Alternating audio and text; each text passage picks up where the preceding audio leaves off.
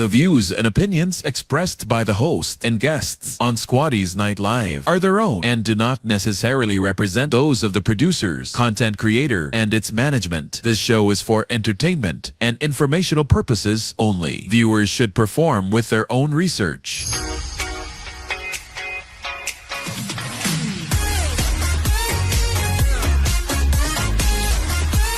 Live from SquadiLogues Studio, this is Squaddie's Night Live!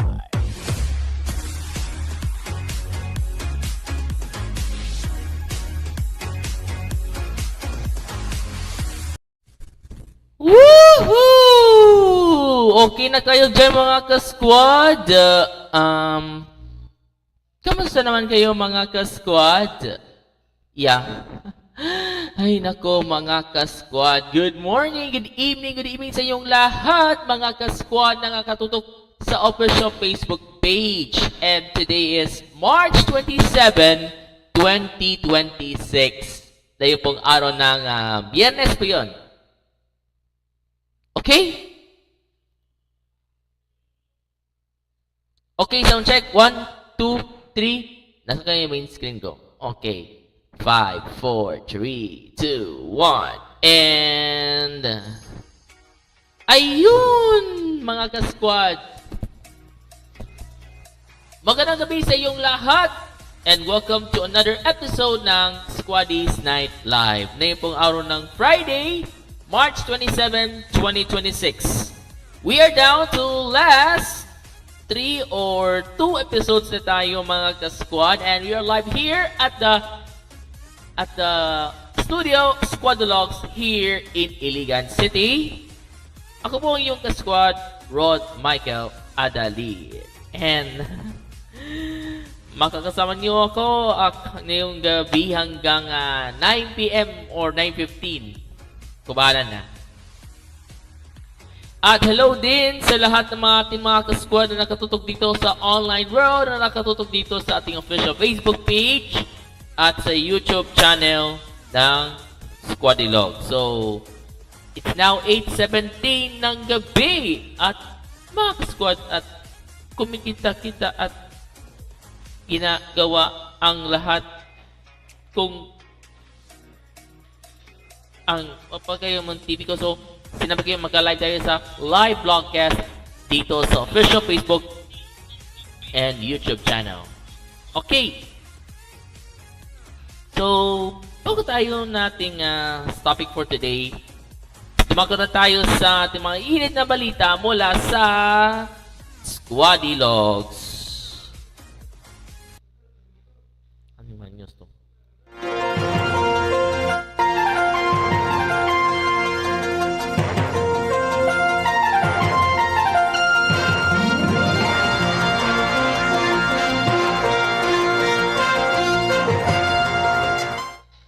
From ABS-CBN News, mga ka-squad, Marcos says Philippine crude oil supply enough until end of June. President Ferdinand Marcos Jr. said Friday the Philippines has enough crude oil supply to last until June 30. Marcos made the statement after speaking with Petron President and CEO Ramon Ang during the opening of the Ninoy Aquino International Airport Expressway or NAIA X Terminal 3 off-ramp in Pasay City. Marcos made the statement after speaking with Petron. The assurance comes after the country secured more than 700,000 barrels of crude oil from Russia, with Petron Corporation as the supposed consignee, agency France Press reports. Both Marcos and Ang said importing crude oil is a more cost-effective option to bring in refined petroleum products such as diesel and gasoline. So, sabi ni Marcos na may savings pag ganon, Marcos said. Ang noted that the strategy is especially important amid tensions in Middle East, where oil facilities are among those being targeted in the ongoing conflict involving the United States, Israel, and Iran. Marcos and Ang said importing crude oil is a more cost-effective option to bringing in refined petroleum products such as diesel and gasoline. Okay, so Marcos and Ang told the media that importing crude oil is a good alternative source. It is easier to source and is cheaper than refined petroleum products. Marcos also assured the public that the search for additional oil supply continues. Ang sabi ni Marcos ay, meron po tayong supply of crude oil, sufficient supply hanggang June 30. Pero patuloy pa rin ang ating paghahanap ng supply, patuloy pa rin ang ating pagsuporta. Sa ating mga commuter, para naman mabawasan ang bigat ng epekto nito nakakagulo sa Middle East. He added, for his part, Ang said Petron is negotiating with other suppliers but declined to give specifics. Ang also assured the public that Petron's refinery in Batangas will remain optional. I'm assuring that the public na we will never run out of supply kaya wag ho kayo magpanik. Kung pwede lang, matipid kayo, he said. Ang also stressed that Petron is not taking advantage of the situation, adding that he is willing to open the company's books to the Commission on Audit and to the public. Baliwala sa akin yung income. Pagtingin mo ng Petron, ang sales revenue, 700 billion a year. Magkano income? 6-7 billion a year in the Philippines, he said. Yun dinamit no. He said. He added that he is open to selling the oil company to the government, which can come in as an investor or take over the business. Ang also addressed calls to roll back pump prices to pre-war levels, warning that while this is possible, it could drive oil companies into bankruptcy. Ang presyo ay based on replacement value every day. So na yun, kung sa tingin inyo, ibibenta ninyo at a loss, we can do that. Everybody can do that. Pero hanggang kailan? After 1 month or even 2 weeks, bankrupt lang ang lahat ng oil companies, he said. He added that while the government may impose price controls, it will have to shoulder the cost of subsidizing the industry.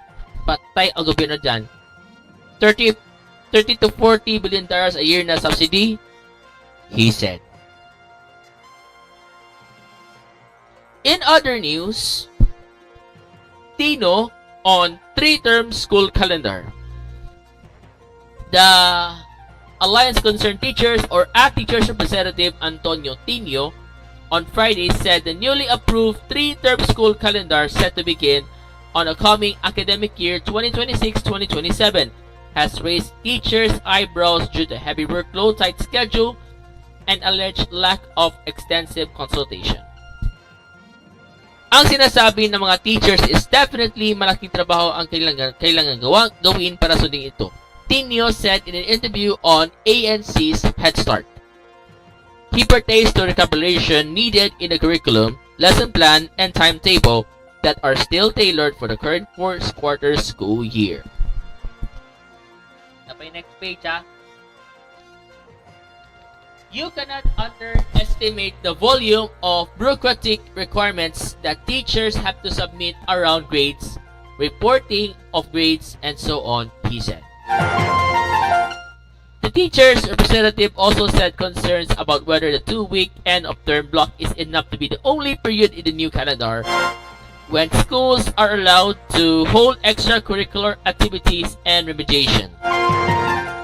Tino said the 2-week period has to accommodate activities including school levels of Palarong Pambansa, school press conference, festival of talents, as well as the academic recovery and accessible learning or ARAL. Or ARAL program meant to provide free and targeted teaching for students with learning gaps. Kaya taas ang kilay ng teachers in the field because duda sila how all of these days can be crammed into this period. Pinahaba yung school days per term, he said.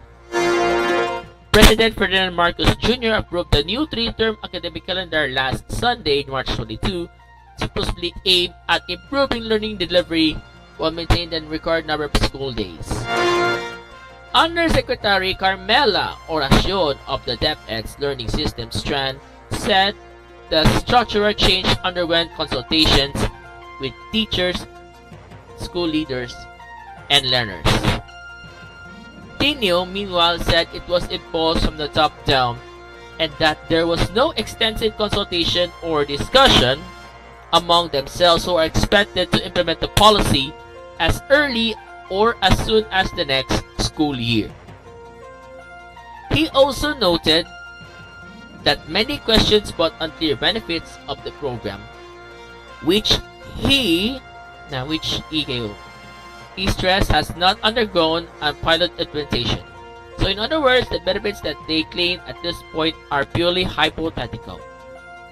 ACT teachers previously slammed the adjustment, the administration for what it described as a rush and superficial reform, arguing that SHIP fails to address fundamental problems in the educational sector, including shortages in classrooms, teachers, and learning resources. It also criticized what it called misplaced government priorities, saying that instead of introducing structural changes, authorities should focus on addressing economic hardships faced by teachers, including low wages and rising living costs. The group reiterated its call for increased education, funding, higher salaries for education workers, including a proposed 50,000 pesos entry-level salary for teachers and higher allowances, stressing that the long-standing systemic issues remain unresolved despite the planned calendar shift.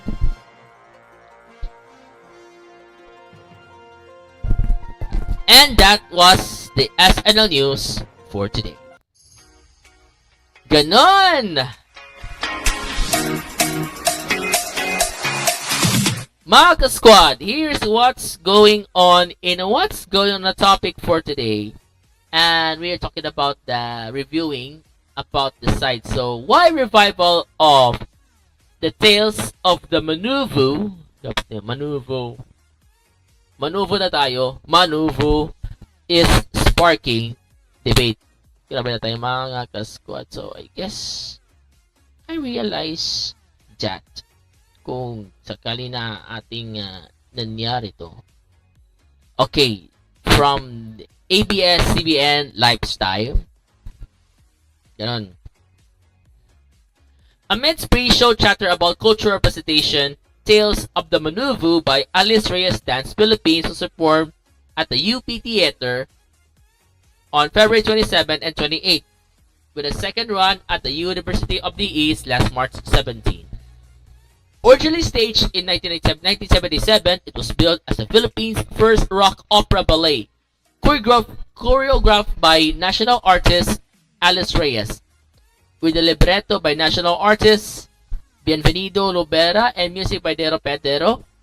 The production draws on an article on culture anthropologist E. Arsenio Manuel published in Philippine Heritage. Their staging retells a creation story, an origin myth explaining how Mindanao came to be. It was fitting that on opening night, University of the Philippines, so UP University of the Philippines President Angelo Jimenez introduced the show. He shared with pride that he is the Manuvu. His speech was cordial, meaningful, and delivered with confidence. Yet for me, it created a sense of tension. It felt as though there was a need to validate the work even before the curtains rose. To situate this ballet in its proper context, it served a vital purpose when it premiered in the 70s.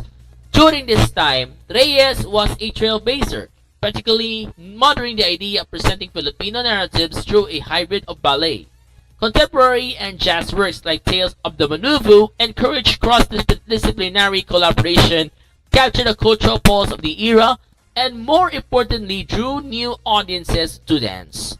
With its compelling music and then shocking movement vocabulary, it created a strong pull toward Filipino themed storytelling in a relatable format. One could even argue that it paved the way for future works. However, after watching two performances with varying levels of quality, I find myself reconciling a more difficult truth. What may have once felt potent and progressive now feels out of step and in need of calibration.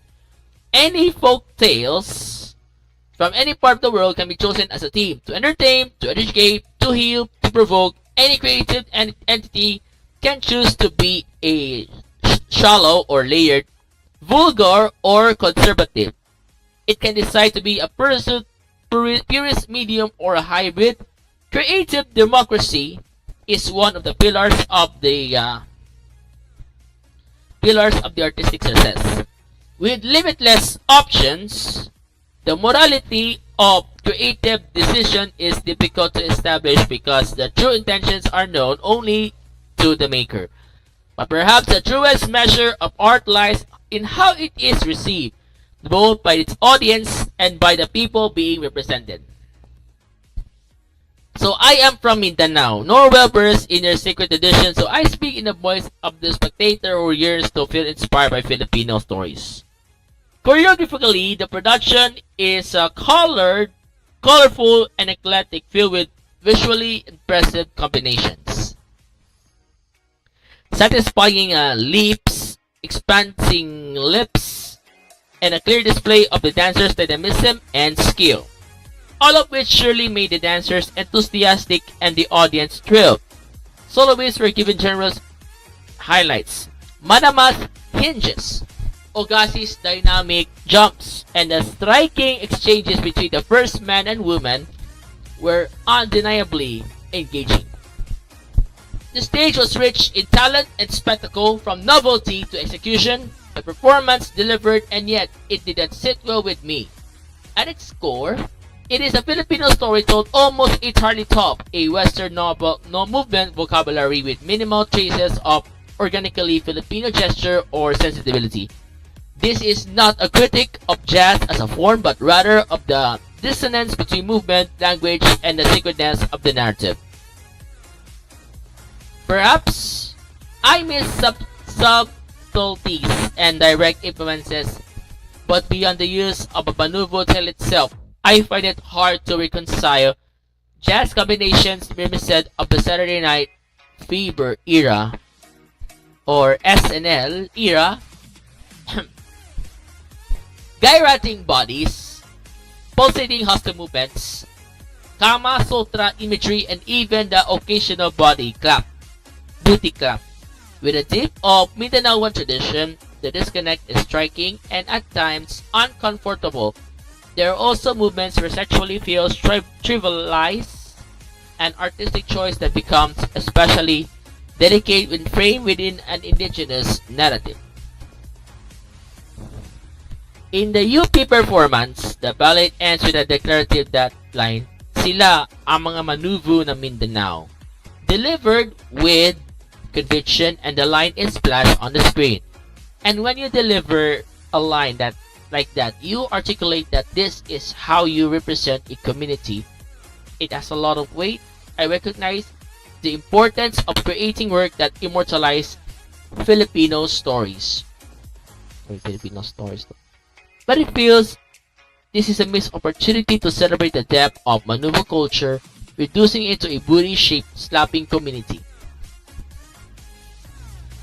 The storytelling also had its issues because of the chosen dance genre and the disco era's prevalence. The ballad gave off a commercial feel, and as a spectator, it kind of compromises the depiction of the Philippine mythology, the gods and the diwatas. There's an unspoken rule in adapting folklore, ensuring the essence of ensuring the essence of a character is never diminished. good is good and bad is bad. Manubu's creation story involved a supreme god, Manama, and Ogasi, the bad god, although the narrative framework appears consistent. The characterization falters. Manama's portrayal leans heavily on human flaws, sloth, selfishness, indifference, without sufficiently conveying his wisdom or benevolence. As a result, Ogasi's cunning presence dominates. By the end of the ballet, I was already team Ogasi's Manama seems so different and out of touch. The imbalance weakened the story's moral and spiritual clarity. Having seen both casts, I must acknowledge that Earl Sorilla and E.J. Arizola, both as Ogasi, were the undeniable standouts. They commanded the stage with consistency and magnetic presence, anchoring the audience's attention. The male ensemble was likewise commendable. The rawness and bold expressiveness was persuasive. The women, however, had uneven moments, in particular the UP's openings group poets. A challenging feat had me clenching my seat. Sadly, the technique was not there for some. The UE performance showed a visible overall improvement, possibly aided by subtle choreographic adjustments. The production design also evolved. The UP staging felt visually congested, with both choreography and set competing for attention. Visual differentiation was also limited. Both gods looked like they live in the same land, when in fact the synopsis clearly states that Manama's land was barren and Ogasi's was lush. The UE performance benefited from a more restrained, minimalist set. At least it allowed the choreography and the dancers to breathe. Ultimately, the tales of the Manubu is not lacking in talent, passion, or intention. From singing to dancing, choreography to music, it is undeniably a celebration of Filipino artistry in terms of skill. It was, after all, the brainchild of national artists and performed by a talented fleet of dancers. But perhaps, and this may be an unpopular opinion, it is also a work that risks doing more harm than good in today's context. It may be enjoyed by many, but it is really worth the risk. The fact that there are forums discussing it suggested that a bit of this content accompanies the applause. Perhaps there really is a reason for my unease. There are pieces that stand as milestones to be remembered, studied, and honored for their place in history, but not necessarily repeated in the same form. Encouraging art aficionados to form their own opinion and join the dialogue. Alice Reyes Dance Philippines still has shows in the Proscenium Theater in Rockwell tomorrow and on Sunday, March 28 and March 29. This is a deeply insightful and a balanced critique. You managed to do something quite difficult. Honor the historical significance of a milestone work while holding it accountable to contemporary standards of cultural sensitivity and artistic clarity. Your observation regarding the tension created by President Angelo Jimenez's introduction is particularly sharp.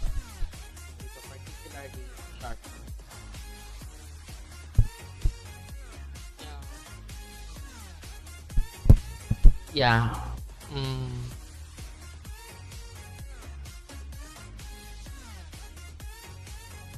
Yeah. Okay, so. Okay. Your observation regarding the tension created by President Angelo Jimenez's introduction is particularly sharp. It highlights a common modern phenomenon where a production feels the need to provide a cultural shield before the performance even begins, perhaps anticipating the exact disconnect you later describe. Here are the few points where your critic really resonates. Number 1. The trap of historical preservation. You hit on a vital debate in the performing arts. Is restaging a museum piece or a living work?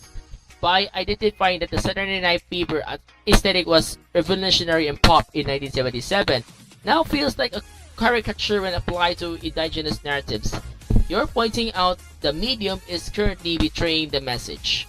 When a work is built as a representation of a community using a Western commercial lens, can inadvertently feel like colonization through choreography. Second, characterization versus spectacle. Your Team Augasti comment is more than just a witty observation. It is a profound critique of the show's internal logic. If the good deity is portrayed as indifferent or slothful and the bad deity carries the show's charisma and energy, the spiritual core of the myths collapses. It turns a sacred origin story into a lopsided melodrama. Number 3. The risk of art. Your closing thought that some works should be remembered and studied but not necessarily repeated in the same form is a bold stance. It suggested that respect for a national artist's legacy doesn't require us to ignore how much our collective understanding of cultural appropriation and representation has evolved in 50 years. So, if your suggestions, if you're looking to polish this for a vlog or a social media, ganyan. The title. Since you mentioned the booty clapping versus sacredness, a title like Preservation or Parody, the dissonance of details of the maneuver might grab attention. Clarifying the risk. You ask, is it really worth the risk? It might be powerful to briefly explain on what the risk is. Is it the risk of misrepresenting the maneuvers to a new generation? Or risk the Philippine dance failing to evolve the past 1970s troops? The two task comparison. Your technical notes on the dancers add great credibility to your voice as a spectator to nose to grab. Yeah, at yan po ang topic number 1, which is all about the tales of the maneuver. Okay mga kasquad, nating context natin, nating babasahin kung ganito yung pangyayari at sinabi ko yung mga nangyari dito kung paano ba sila ating life became a person.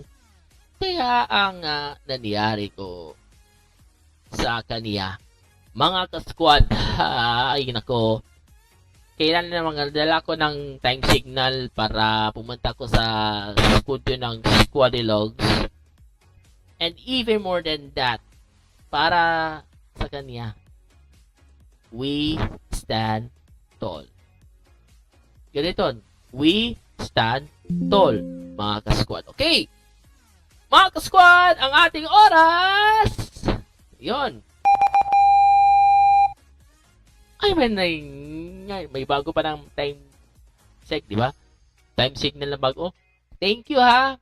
At ang aking oras, 8:43, magbabalik ang programang SNL after the commercial break. Magbabalik po kami. Stay tuned and we'll be right back.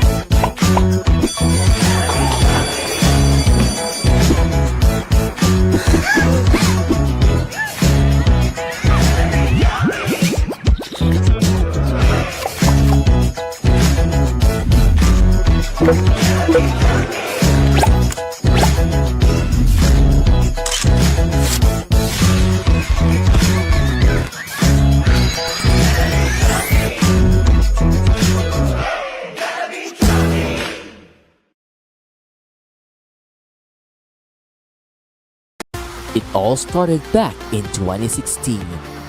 A simple dream to share stories that matter.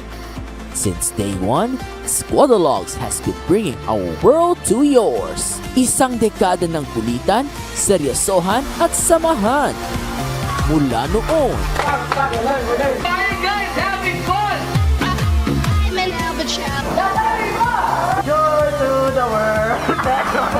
Hanggang ngayon,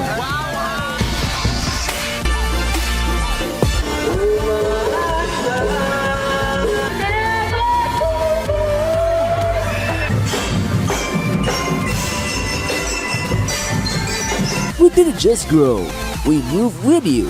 Magkasama tayo in all platforms. Wherever there's a screen, there's a squad.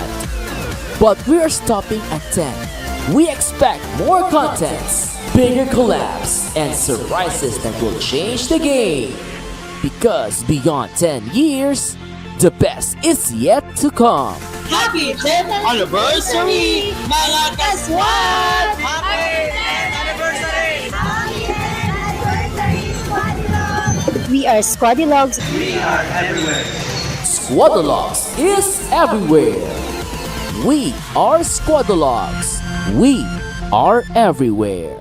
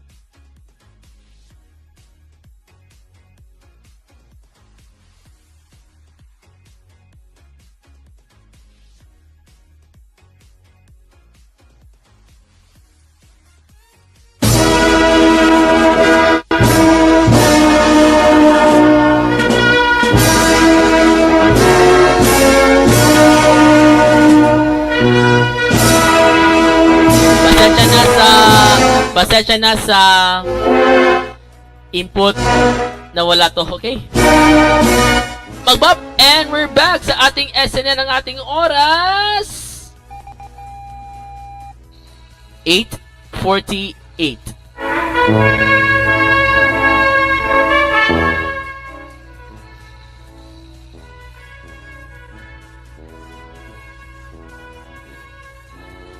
Okay, sa ating alam nyo mga ka-squad, itong nakaraang March 24, ipagdiwang ang Santo Niño High School of Dangkagan, Santo Niño High School of Dangkagan Incorporated. Ang kanilang graduation ceremony, bagamat nandito tayo sa Iligan para sa ating SNR broadcast for today, at hindi tayo nakadalo nung Martes. Dahil dahil sa nakakalampers na sa mismong interpretation ng ganito. Because the reason, okay? Hindi yung lahat lang para ipadama ang ating pagbati. Tonight is just an ordinary broadcast for typical scrolling sessions. We are shifting gears as we decide this entire hour to the incredible souls who turn a simple vision into what we now celebrate as the big collab reality. Ganun na ito mga ka-squad as we know it, kay parang ganun lang kung sakalin natin kung nangyari yon kapoy. And speaking of pagkapoy na atong ikikapoy ko sa ating time, para na ganun Yabi na tayo eh. Following the success of our broadcast last week, we continue our special segment na Salute to the Santoninians, a Squaddie Gayam Pasasalamat. Ito yung ganito ha. Borrow natin ito mga kasquad. Yung title card natin is Salute to the Santoninians. So, yeah. Ito yung broadcast last week. Yeah, last week. Isang pasasalamat na nagmumula sa kabuturan ng aming mga puso para sa iyong walang sawang pag-support. Ito yung cue. Para sa ito sa lahat ng batch 2026 na taas noong nagmarcha at nagtatapos nitong March 24, bitbit ang mga alaala ng bawat pagkakatalo at pagkapanalo. Para rin ito sa batch 2027, ang ating mga rising stars na patuloy na bumabandera at napakita ng legacy ng Santo Niño High School ay hindi titigil dito. To the entire SNHSDI community, the teachers, the parents, and the local supporters, ang gabing ito ay para sa inyo. We've seen you win trophies in the Ligan, but more importantly, we've seen you a practice under the scorching sun and during the heat and the fatigue just to perfect a single beat. Grabe, to perfect a single beat. Ganon ang mga kasquad. Yeah. Tonight, we don't just celebrate the music, we celebrate the unbreakable bond that made Santo SquadiLogues more than just a media partner, but a true part of your Santoinian family. Isang pamilyang sabay na nangarap at sabay na natagumpay. This collab has evolved from the mere observation to deep participation. From the streets of Iligan, during the Parada de San Miguel, to the heart of Balangkagan sa mga competitions natin, your energy has been our fuel. Kahit malayo tayo, ramdam na ramdam namin ang init ng pagdiriwan ninyo diyan sa Balangkagan Municipal Gymnasium. Alam na ni mahigit 150 hanggang 200 ng mga graduates at completers ang natitipon-tipon na yon para saksihan ang bunga ng iyong paghihirap. Balita namin puno-puno ng emosyon sa paligid. Maraming luhang pumatak dahil hindi sa lungkot, kundi dahil sa labis na pasasalamat. It was all cry, and it was all helpful talaga. Ramdam ang pasasalamat ng bawat isa sa inyo sa mga taong tumulong para marating tayo sa ang puntong ito. Tonight is our way of giving back that same energy. So sit back, relax, and let's deep dive into the stories of grit and grace, wisdom and grace that define his historic year.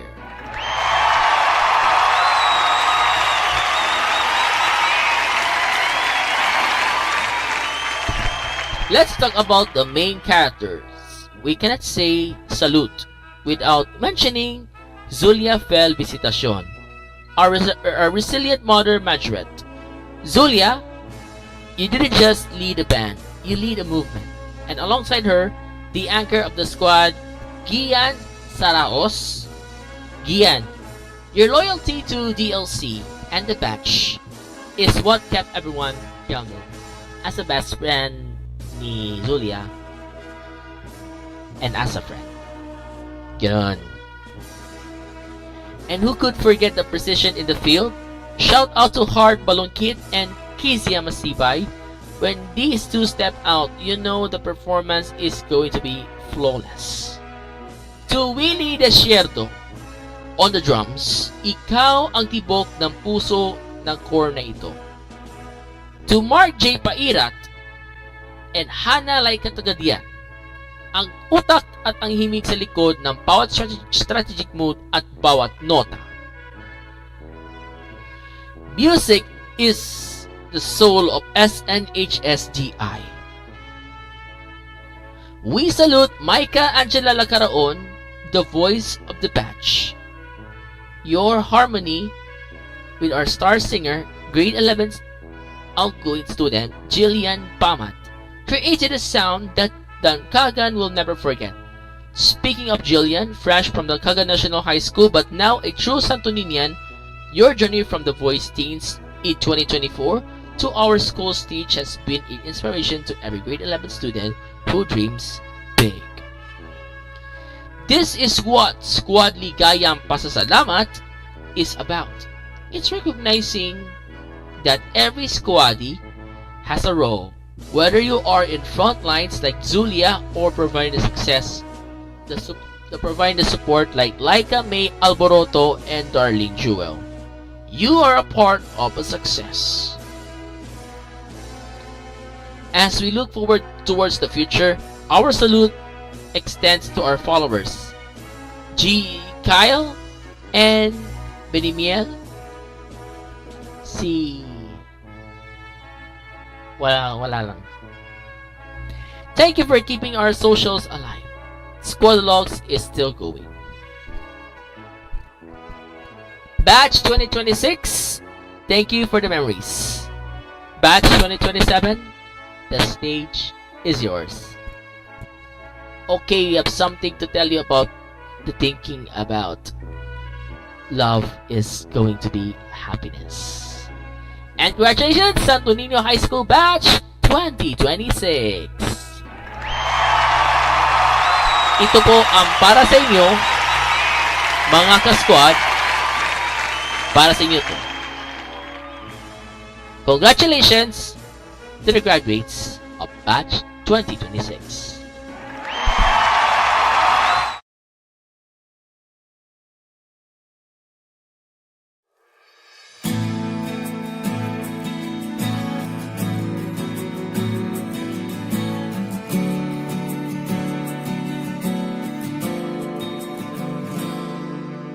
Kung ito man ang huling awiting, nais kong malaman mong ika'y bahagi na ng buhay ko. At kung may huling sasabihin, nais kong isang biting, niligyan mo ng kulay ang mundo. Kasama kitang lumuha.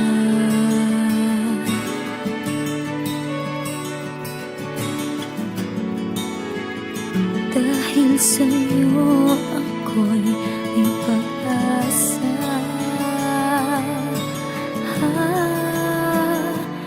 Ang awiting ito'y para sa'yo. At kung maubos ang tinig, di magsisisi. Dahil iyong narinig mula sa labig kong salamat. Salamat,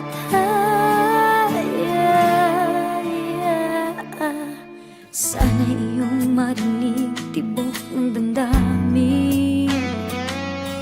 Ikaw ay mahalaga sa akin, ang awitin ko'y iyong dinggin. At kung marinig ang panalangin, lagi kang naroroon, humihiling ng pagkakataon. Masabi ko sa'yo ng harapan,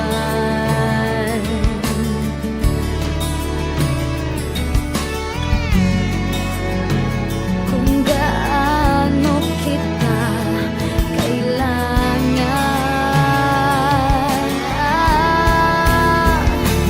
Ang awiting ito'y para sa'yo.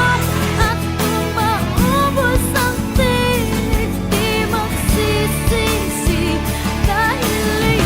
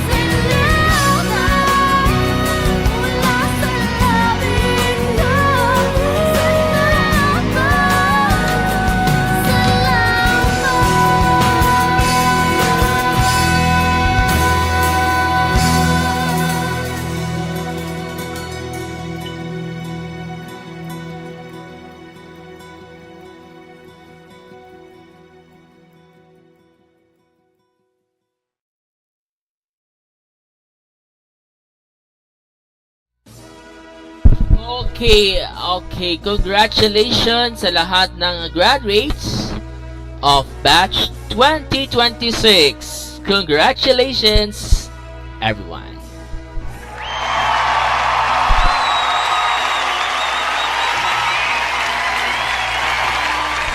Ang ating oras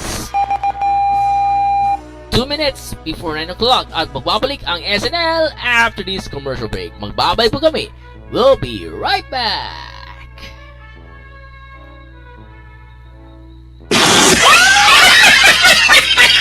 Maling pindot to.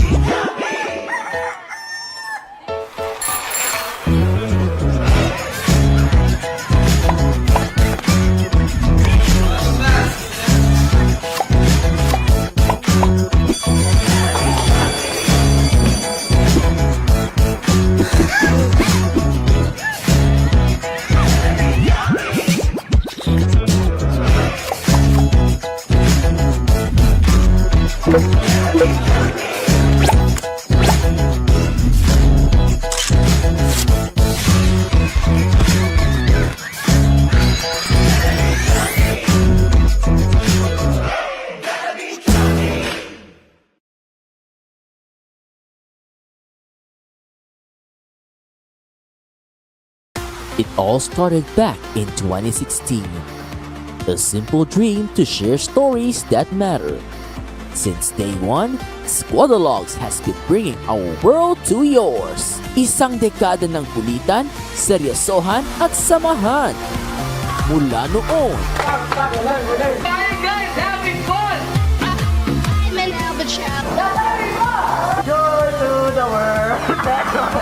hanggang ngayon.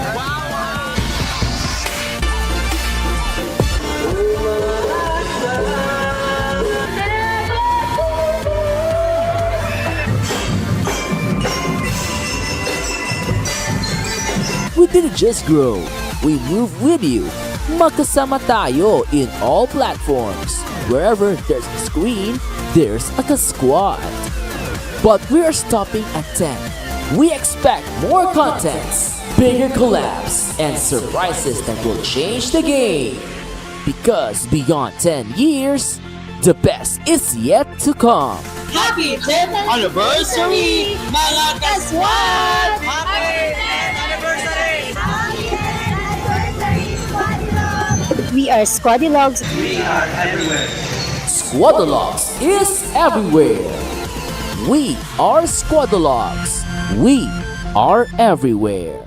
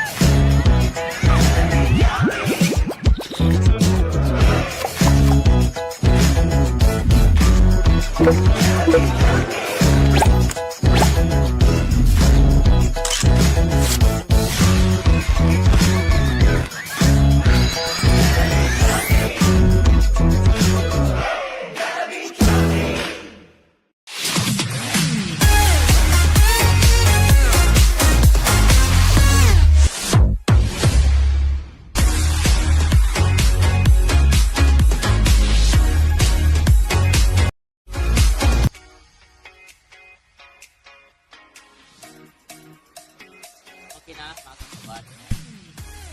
Okay na? Okay na kaya? Oras! 9:06 ng gabi! Bago tuluyang magpaalam ng gabi, Nines, kung may bigay ng announcement para sa narapit ng next week ko. Important announcement to mga kasquad. Ang susunod nating episode na yung Miyerkules ay last episode ay magiging huli pasasama natin bago ang Holy Week break, which is Monday, Thursday, Good Friday, Black Saturday. Kaya busy man siya. Busy man ko sa church work ko. Magpapahinga lang tayo ng sandali mula April 6, 8, and 10, which is Easter, para mag-reflect at mag-recharge. Pero hindi lang basta balik ang gagawin natin.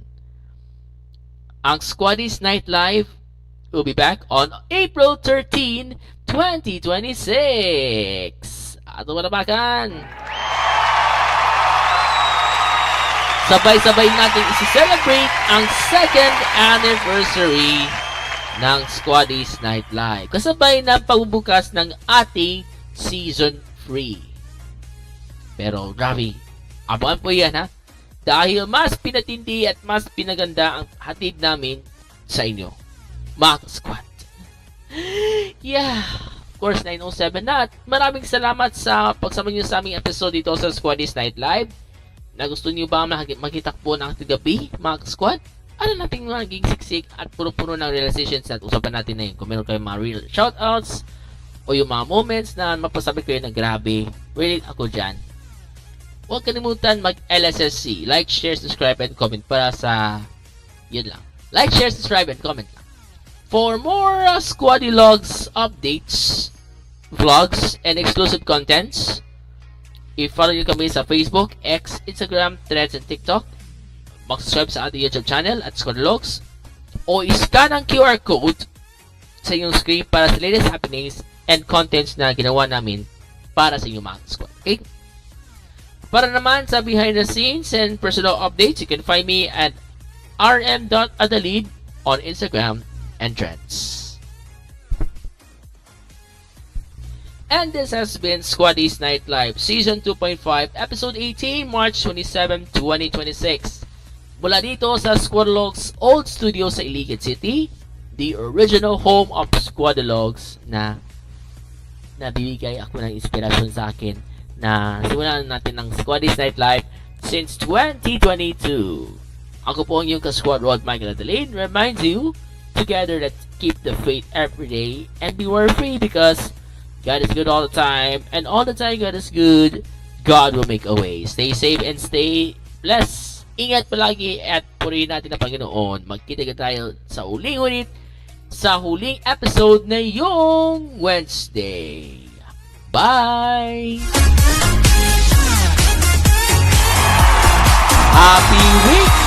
Happy weekend mga ka-squad!